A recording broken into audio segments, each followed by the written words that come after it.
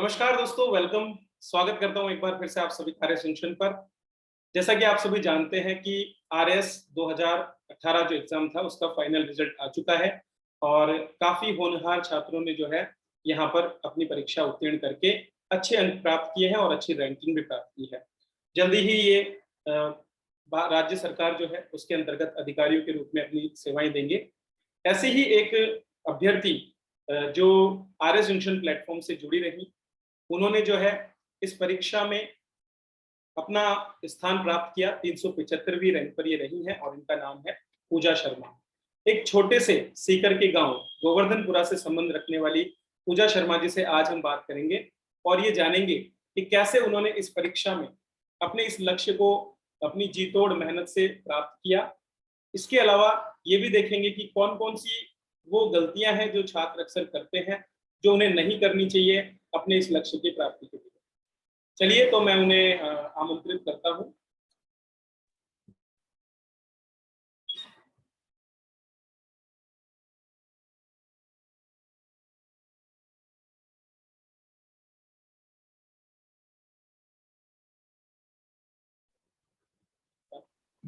Welcome पूजा जी, स्वागत है आपका बहुत बहुत आरएस जंक्शन पर। Thank you so much sir. सुन पा रहे हैं मुझे? बिल्कुल। जी सर जी।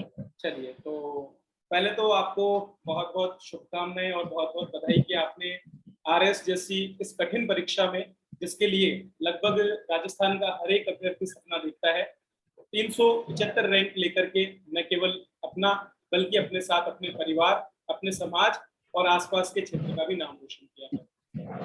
बहुत बहुत धन्यवाद सर। जो भी छात्र या छात्राएं जो इस परीक्षा को उत्तीर्ण करते हैं, वे कितने मेहनती हैं ये तो किसी से छुपा नहीं है।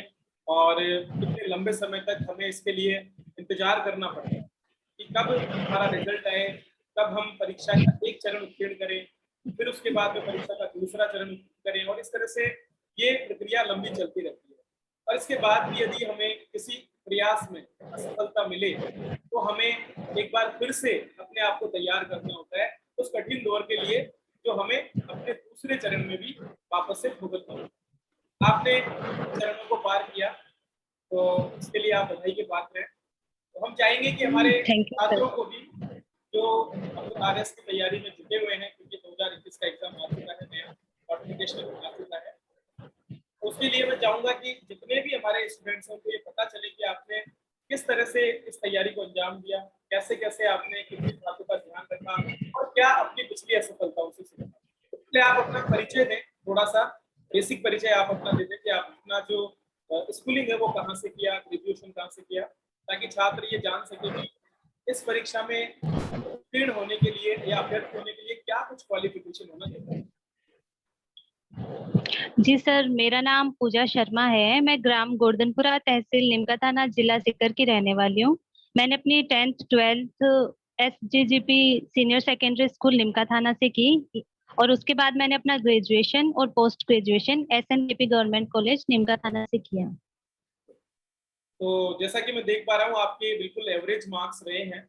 हालांकि हम इन्हें एवरेज तो नहीं कर सकते क्योंकि हर जगह आपने 75% मार्क्स से ऊपर ही अंक अर्जित किए हैं, तो आप एक औसत से ऊपर की छात्रा हमेशा से रही हैं। और निश्चित रूप से होना भी जरूरी होता है क्योंकि इस परीक्षा में लगभग लगभग सभी आयामों का जो है परीक्षण किया जाता है।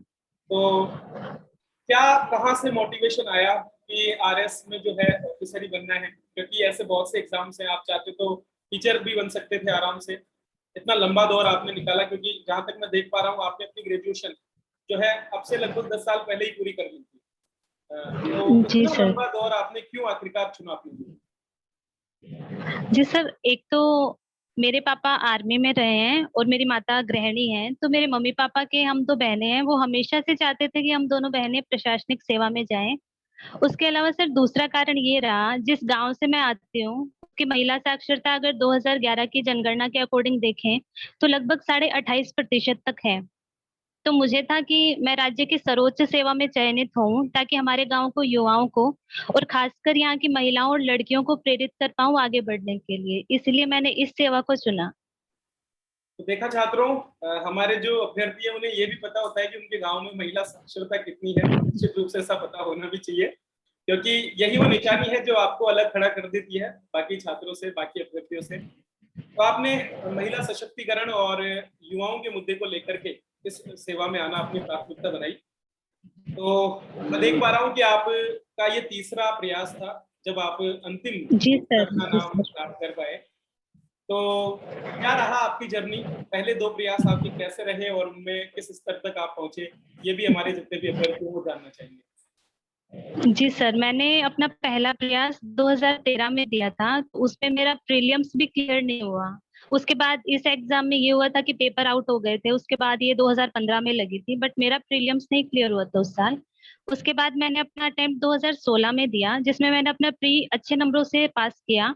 लेकिन उसके बाद मेरे मेंस में काफी कम मार्क्स रहे, मतलब कट ऑफ 327 गई थी, मेरे सिर्फ 282 मार्क्स थे उस साल। और इसके बाद ये मेरा तीसरा अटेम्प्ट है जिसमें मैंने अंतिम रूप से चयन हुआ है मेरा आरएएस में। चलिए, तो मैं देख पा रहा हूँ कि आपका इस बार जो है 2018 में पेपर्स में, मेंस में जो स्कोर रहा वो लगभग 380 नंबर है, जबकि आपको इंटरव्यू में जी 63 सर। नंबर ही मिले और आपकी ओवरऑल जी रैंकिंग सर। जो है वो 375 रही है। तो अगर इंटरव्यू में थोड़े और अच्छे नंबर होते तो शायद रैंकिंग 200 से भी अंदर होती और निश्चित रूप से आप अकाउंट सर्विस तक तो डेफिनेटली प्राप्त कर ही लेते। खैर, जो भी है, जो भी आया वो ठीक है, हम उसको चैलेंज नहीं कर सकते हैं। कहीं ना कहीं हम यही माने कि थोड़ा और प्रयास हमारा अगर होता तो निश्चित रूप से, जी सर, और उम्मीद आगे करता हूँ मतलब कि आगे आने रिटर्न में वाले और समय में। अच्छे नंबर लाए जाए थे। जी सर। तो देख सकते हो दोस्तों, 282 नंबर 2016 के मेंस में और 380 नंबर 2018 में। 2 साल की मेहनत में इन्होंने लगभग 100 नंबर को जो है कवर अप किया है। तो ये दर्शाता है कि पिछली भूल या पिछली जो गलतियां हमने की उनसे सीख करके आप कैसे अपने आप में सुधार कर सकते हैं और कैसे जिस लक्ष्य की तरफ आप बढ़ रहे हैं उसकी प्राप्ति भी कर सकते हैं। तो क्या क्या दिक्कतें आई, मैं ये भी जानना चाहूंगा, क्योंकि अक्सर छात्रों के साथ समस्याएं होती है और वे पूछते रहते हैं कि सर तैयारी कैसे करें, तैयारी के लिए क्या शेड्यूल होना चाहिए, कौन सी बुक्स हमें पढ़नी चाहिए और कहाँ से हम कोचिंग करें। ऐसी बहुत सी चीजें छात्रों के मन में होती है। तो बिल्कुल फेयरली आप इन चीजों का जवाब दें, जो कुछ आपने फील किया और जिनका आपने कैसे निवारण किया, वो सारी बातें छात्र जरूर जानना चाहिए। जी सर, सबसे पहली चीज तो मैं ये कहना चाहूंगी कि अगर आपसे कोई बोल रहा है कि चलो आपको तो आरएएस ही बनना है, तो जस्ट किसी के बोलने के लिए सेवा ज्वाइन मत करो। क्योंकि एक बार हम किसी के कहे कहीं इस फील्ड में आ तो जाते हैं, लेकिन जब हम मैदान में होते हैं उसके बाद फिर डिमोटिवेट हो, उस चीज का कोई फायदा नहीं है। हमें पता होता है कि ये पता नहीं 5 साल लेगी या फिर 10 साल भी ले सकती है हमारी लाइफ के। तो इसके लिए हम मेंटली रूप से पूरी तरह से प्रिपेयर हैं इसके लिए कि हम इतना टाइम इसको दे सकते हैं, या फिर हम हमें इतना धैर्य होगा क्या। तो सबसे पहली चीज तो मैं छात्रों से यही कहना चाहूंगी। उसके बाद सर, जो गलतियां मैंने की, मैं चाहती हूँ कि उनसे मैंने भी काफी कुछ सीखा। वो कहते हैं ना, अपनी अयोग्यताओं को जीतना ही सबसे बड़ी योग्यता होती है। तो बिल्कुल। मैं अपनी गलतियों से सीखती रही जी। मैंने 2013 में जो किया, मैंने उसके नेक्स्ट वैकेंसी में वो सुधारा, और जिसमें मैंने 282 नंबर प्राप्त किए, उसके बाद मैंने 2018 में उन चीजों में सुधार किया। तो अगर मैं मेंस का लूं, तो उसमें मेरी सबसे बड़ी गलती ये थी, मैं बहुत सारा मैटर, मतलब किसी ने ये बुक बता दी तो ये भी पढ़ लो, किसी ने ये मैटर बता दिया तो वो भी पढ़ लो। ऐसे करके मैं मैटर खूब सारा रखती थी, तो वो कभी मेरा रिवाइज नहीं हो पाता था। जी। तो इसके लिए मैं सब छात्रों से, एस्पिरेंट्स जो भी हैं, सबसे कहना चाहूंगी कि संक्षिप्त मैटर रखें, गुणवत्तापूर्ण रखें, और ऐसा रखें जिसको बार बार रिवाइज कर पाएं। क्योंकि अगर हम खूब सारी चीजें पढ़ते हैं और उसका रिवीजन ही नहीं कर पा रहे, तो उसका वो एग्जाम में हमें 1% भी नहीं याद आ पाता है, लिखने बैठते हैं तो। बिल्कुल बिल्कुल। और दूसरा सर, रिटर्न की प्रैक्टिस एक, तो मैं मानती हूँ 2016 में मैं रिटर्न की बिल्कुल प्रैक्टिस नहीं की थी, तो मेरे पेपर ही कंप्लीट नहीं हो पाए थे। तो 2018 की वैकेंसी में मैंने रिटर्न की प्रैक्टिस की, इसकी वजह से कम ये तो रहे कि पेपर कंप्लीट हो पाए अपने। बिल्कुल बिल्कुल। तो संक्षिप्त, सारगर्भित और बार बार पढ़ने योग्य जो मैटर है वो तैयार किया जाए। जी सर। और बिल्कुल सही बात है, क्योंकि जब मेंस की परीक्षा होती है तो 2 दिन में 4 पेपर और लगभग 18 विषय। जी बड़ा सर। मुश्किल होता है अगर आपने अपने नोट्स नहीं बना रखे या उनको एग्जाम से पहले 3-4 बार रिवाइज नहीं किया, तो अंतिम समय पर आप वो फाइनल रिवीजन नहीं कर पाते, जिसकी हमें बहुत ज्यादा जरूरत होती है। तो देखा और दोस्तों, सर अंतिम, हाँ बताइए। मैं ये कहना चाहती हूँ कि अंतिम समय तक जाएं भी क्यों। जैसे मैं भी पहले यही सोचती थी कि ये चीज मैं पढ़ लेती हूँ, लास्ट टाइम 2 महीने रखूंगी, उसमें मैं सिर्फ रिवीजन करूंगी, तो वो चीज कभी हो ही नहीं पाती। तो उसके बाद आप ये करें, एक वीक में हम 5 दिन जो पढ़ रहे हैं, 2 दिन उसी का रिवीजन करें, जिससे फिर वो रिवीजन जैसी सिचुएशन आती ही नहीं, साथ साथ किसी चीज को रिवाइज करते रहे, वो बर्डन नहीं बनेगा लास्ट में जाके। बिल्कुल। चलिए, तो ये जो आपका जर्नी रहा पूरा का पूरा, इस दौरान आपने किसी इंस्टीट्यूट से भी तो मदद ली होगी, कहीं ना कहीं से तो आपको कोई ना कोई गाइडेंस मिला होगा, या किसी ने आपको प्रेफर किया होगा कि आपको ऐसे कोचिंग ज्वाइन करना चाहिए, क्योंकि कहा जाता है कि बिना कोचिंग के एग्जाम पास करना बड़ा मुश्किल होता है। जी सर, पहली बात तो ये, मैंने कोचिंग तो कहीं से नहीं ली, लेकिन हाँ गाइडेंस मुझे जरूर मिला, जो कि काफी लेट मिला, लेकिन चलो मिला। जब मैंने 2018 की प्रीलिम्स दी, प्रीलिम्स 5 अगस्त को हो चुकी थी, उसके बाद 23 अगस्त को मैं मुझे लगा कि मेंस का मैटर तैयार करते हैं। ये मैं सभी से बोलना भी चाहूंगी कि आप प्रीलिम्स के रिजल्ट का वेट ना करें कि रिजल्ट आएगा उसके बाद मेंस की तैयारी शुरू करेंगे, पहले तो साथ साथ ही कीजिए प्री और मेंस के। तो जब मैंने 23 अगस्त को साइंस का कुछ मैटर सर्च कर रही थी, उसमें मुझे आरएस जंक्शन के कुछ वीडियोस मिले, जो कि साइंस के थे, उत्प्रेरक वगैरह। तो आप तभी सुना से मैं मैंने क्लासेस लिया इसको, करता था। जी सर, तब से मैं लगातार इस चैनल को फॉलो कर रही हूँ। इससे मैंने पूरे साइंस के नोट्स आरएस जंक्शन से बनाए। उसके बाद आपने यूनिट्स बनाई थी उस टाइम अनअकैडमी पे, उसमें लॉ का पूरा पोर्शन मैंने इसी से पढ़ा, क्योंकि थर्ड यूनिट का जो तीनों पेपरों की थर्ड यूनिट थी, उनके लिए मेरे पास कोई मैटर नहीं था। सोशलॉजी मैंने पूरी इसी से तैयार की। इसके अलावा जो लेखांकन वाला अपना पोर्शन होता है, वो भी मैंने पूरा इसी से तैयार किया। इसके अलावा सर, एक स्पेशली बताना चाहती हूँ, इसके पहले 2018 की वैकेंसी से पहले जब भी मैं इकोनॉमिक सर्वे पढ़ने बैठती थी, मुझे हमेशा ऐसे होता था कि क्या है, कुछ समझ ही नहीं आता था उसमें। तो फर्स्ट टाइम सर मैंने आपके चैनल से इकोनॉमिक सर्वे पढ़ने सीखा, और तीनों पेपरों में उससे इतनी हेल्प मिली, और इंटरव्यू में भी। बिल्कुल, मैं छात्रों को कहता रहता हूँ कि इकोनॉमिक सर्वे जो है ये जान है, अगर इकोनॉमिक्स की बात करें तो, खास करके जी सर, राजस्थान के सच में जितने प्रश्न वहीं से आते हैं। बहुत हेल्प मिली इकोनॉमिक सर्वे से। मैंने फर्स्ट टाइम आरएस जंक्शन से ही तैयार किया। उसके अलावा एक तो हो गई पढ़ाने की और मैटर की बात, तो मतलब ऑनलाइन भी बहुत सारी चीजें मिलती हैं, लेकिन जरूरी नहीं वो प्रामाणिक ही हो। तो सबसे पहले तो हम पढ़ रहे हैं तो वो चीजें हो कि प्रामाणिक हो। तो इस चैनल पे मुझे जो मिला बिल्कुल ऑथेंटिक था।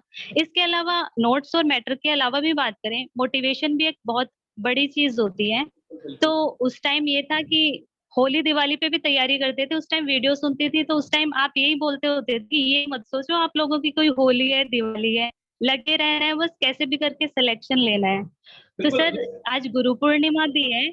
सब मैं सच में मतलब दिल से आभार व्यक्त करती हूँ कि आप मुझ जैसे बहुत सारे छात्रों के लिए एक प्रेरणा स्रोत हैं। हम अगर तैयारी करते हैं तो हम सिर्फ खुद के लिए करते हैं, खुद बनते हैं, लेकिन आप जैसे लोग आगे आते हैं और हम जैसे इतनों को बनाते हैं, वो बहुत बड़ी बात होती है। सर, आपको सच में वंदन और आभार है मेरी तरफ से। चलिए, बहुत बहुत धन्यवाद उसके लिए। एक्चुअल में गुरु तो केवल मार्ग दिखाने वाला होता है, उस पथ पर जितने भी कठिनाइयां आती हैं उनका सामना उस पथ पर जाने वाले उस राहगीर को ही करना पड़ता है।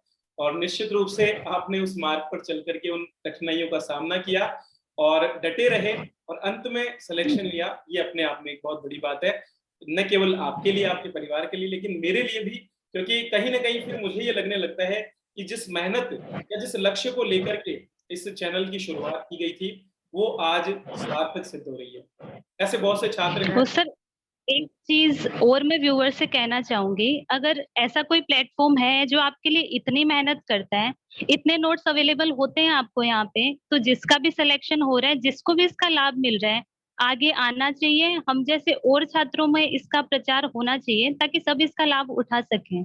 बिल्कुल, क्योंकि ये है ही उसी लिए कि क्योंकि लगातार एक जॉब छोड़ने के बाद में इस प्लेटफॉर्म पर आगे बढ़ना, और जो अभाव मुझे खुद को लगा जब मैं तैयारी कर रहा था कि मैटर की बहुत कमी है। आज तो खैर वर्तमान में बहुत से ऑनलाइन प्लेटफॉर्म हो गए हैं, काफी अच्छे अच्छे प्लेटफॉर्म्स हैं जहां से आप थोड़ा थोड़ा करके भी अगर मैटर उठाएं तो आपका आरएस का पूरा मैटर कवर अप हो जाता है। बस इसका फायदा उठाना आना चाहिए। जो जानते हैं वे निश्चित रूप से सफल होते हैं, जैसे कि उसके अलावा सर, आप लाइव क्लासेस में टेस्ट लिया करते थे, जैसे हिंदी का आपने बहुत अच्छी तैयारी करवाई थी कि आज व्याकरण का ये टॉपिक करना है, ये टॉपिक करना है, उससे भी बहुत ज्यादा हेल्प मिली मुझे। हमेशा यही होता था कि जैसे जैसे सर बता रहे हैं वैसे वैसे यूनिट तैयार करो। चलिए, ये तो बहुत अच्छी बात है कि आपने छात्रों को वो सारी बातें बताई जो उनके जानने योग्य है और जिनका उन्हें पालन भी करना चाहिए ताकि वे सफल हो सकें। तो आने वाले अभ्यर्थियों के लिए क्या आपका संदेश रहेगा कि उन्हें किस तरह से अपने आप को मोटिवेटेड रखना चाहिए और कैसे वे अपने लक्ष्य तक पहुंचे? संक्षिप्त में आप इस चीज को बताएं ताकि हम अपनी चर्चा की समाप्ति कर सकें। जी सर, मंजिलें मिल ही जाएंगी एक दिन, भटक के ही सही। भटके तो वो हैं जो घर से निकले ही नहीं। तो सबसे पहली चीज तो ये है कि किसी के कहने से, कोई कुछ बोल रहा है उस चीज से कभी डिमोटिवेट नहीं होना है। मोटिवेशन हमेशा अंदर से आता है। बाहर से जो मोटिवेशन मिलेगा वो आपके लिए एक दो दिन, थोड़े टाइम के लिए होगा, लेकिन अगर आपको अंदर से ये चीज होगी कि मुझे सिलेक्शन लेना ही है, तो आप उस चीज में दिल से जुटे रहोगे। उसमें चाहे से साल लगे, 2 साल लगे, 3 साल लगे, आप अपना सिलेक्शन लेके रहेंगे। तो देखा दोस्तों, 7 साल की लंबी मेहनत के बाद में जैसे पूजा जी आज सफल हुई हैं, उसी तरह मैं उम्मीद करूंगा कि आप में से भी जो बहुत से देखने वाले छात्र हैं, वे भी अपने आप को पूरी तरह से आत्मविश्वास से लबरेज करें, मेहनत के लिए कमर कस लें और अपना संपूर्ण दे दें, ताकि आने वाले समय में जो अगला सूरज जो चमकेगा, जो अगले परिणाम में, उसमें ज्यादा से ज्यादा रोशनी आप पर गिरनी चाहिए, ज्यादा से ज्यादा लोग उस समय आपकी ओर देख रहे हों। इसी के साथ में हम अपनी बात को विराम देंगे। धन्यवाद पूजा जी आपका बहुत-बहुत इस मंच पर आने के लिए और थैंक यू छात्रों के सर, साथ अपनी थैंक यू। विचार साझा करने के लिए। Thank you. Thank you sir.